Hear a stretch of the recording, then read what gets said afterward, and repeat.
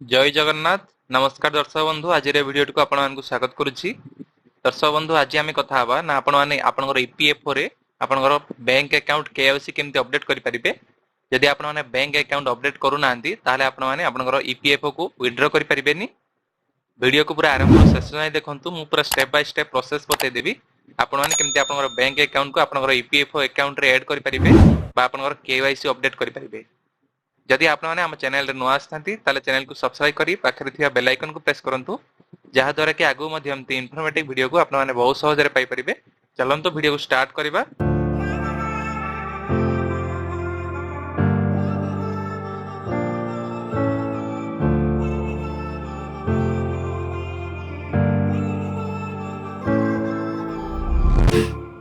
तुमे कोन करिवे देखंतु ना जेकोनसी गुटे ब्राउजर को ओपन करिवे, से ब्राउजर सर्च बॉक्स रे सर्च करंतु ना ईपीएफओ सर्च कला पर देखंतु प्रथम वेबसाइट आसी जिवो epfoindia.gov.in। आर लिंक मध्ये डिस्क्रिप्शन रे दे देछि मु, सेइटु आपण माने पाई परिबे।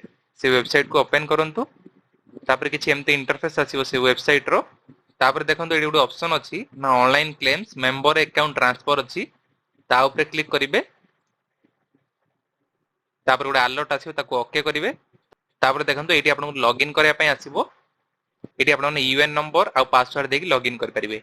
जदि आपनकर यूएन नंबर मने नाही बा हजि जाईची ताले ताको केमते रिट्राई करिवे, ता पय मध्ये मो वीडियो बने देछि। आपण माने से वीडियो देखिके आपनकर यूएन नंबर को जानि परिबे बा रिट्राई करि परिबे।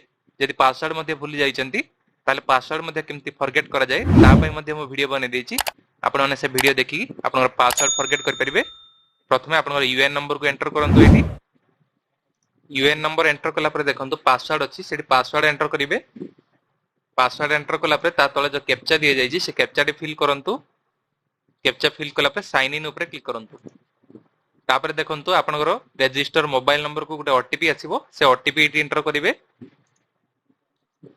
ओटीपी एंटर कला पर देखंतु ता तले कैप्चा दिया जायछि, से कैप्चा टी फिल करंतु। कैप्चा फिल कला पर सबमिट ऊपर क्लिक करिवे। तापर देखंतु मोर ईपीएफओ अकाउंट लॉगिन हे गला। एटी यूएन नंबर आ ना देखै दैछि। एटी देखंतु मेंबर प्रोफाइल मध्ये शो कर दैछि। केवाईसी केमति करिवे देखंतु, एटी ऊपर गुटे ऑप्शन अछि मैनेज अछि, देखंतु मैनेज ऊपर क्लिक करिवे। तापर केवाईसी गुटे ऑप्शन आसीबो, से केवाईसी ऊपर क्लिक करिवे।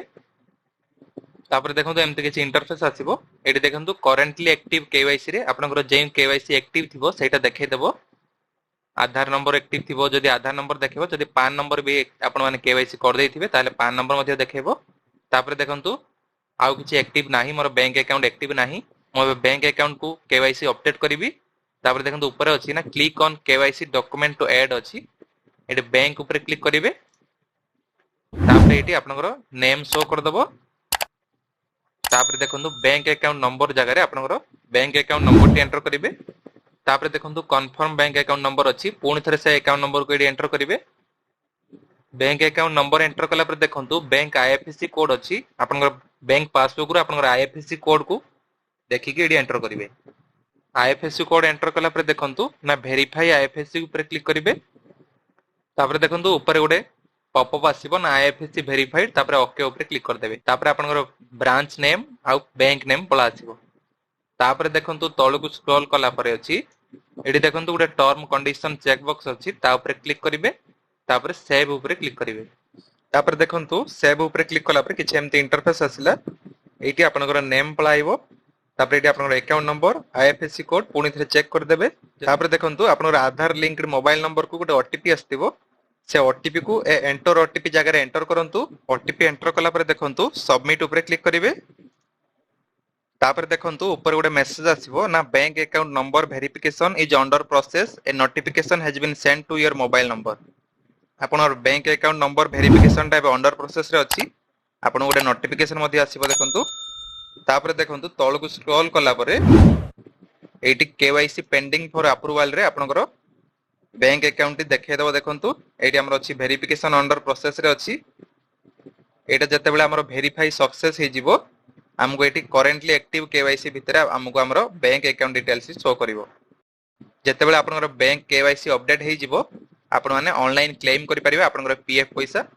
आपण माने आपनकर अन्य कंपनी रो पीएफ बैलेंस को आ गोटे कंपनी को केमति ट्रांसफर करिवे आपण जेते सब कंपनी रे काम करथिले सब कंपनी रो पीएफ पैसा को गोटे कंपनी को केमती ट्रांसफर करिवे ता पई मध्ये मु वीडियो बने देछि। आपण माने से वीडियो देखिकी आपण माने ट्रांसफर करि परिबे। तापर आपण माने सब जगह पैसा गोटे थरे आपण माने क्लेम करि परिबे। दर्शक बंधु मु पूरा आपण माने स्टेप बाय स्टेप प्रोसेस बते देली आपण माने केमती आपनकर ईपीएफ रे केवाईसी अपडेट करि परिबे बैंक अकाउंट रो। जदि आपण मानको वीडियोटी भलो लागिला ताहले वीडियो को लाइक करंतु, कमेंट करंतु, शेयर करंतु। आउ जदि आपण माने हम चैनल रे नुआ आस्थांती ताले चैनल को सब्सक्राइब करी पाखरे थिया बेल आइकन को प्रेस करंतु, जहा द्वारा कि आगु मध्ये एमती इन्फॉर्मेटिव वीडियो को आपण माने बहुत सहज रे पाई परिबे। ए तो थिला आज रो छोटी अपडेट, पुनी थरे देखा नुआ वीडियो रे। जय जगन्नाथ, नमस्कार।